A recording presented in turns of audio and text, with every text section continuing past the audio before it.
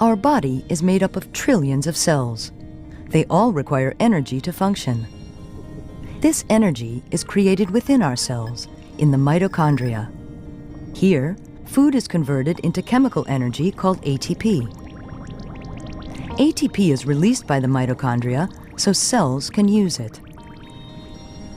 Mitochondria consist of two membranes, an outer membrane, separating it from the cytosol, and an inner membrane, surrounding the so-called matrix.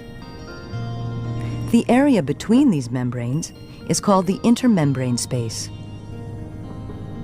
ATP is generated at the inner membrane of mitochondria by an efficient mechanism called oxidative phosphorylation, involving several membrane protein complexes. Nutrients provide high-energy electrons in the form of NADH, which are used by the protein complexes to pump protons from the matrix to the intermembrane space. This continuous pumping creates a proton gradient, where the positively charged protons are attracted to the more negative matrix.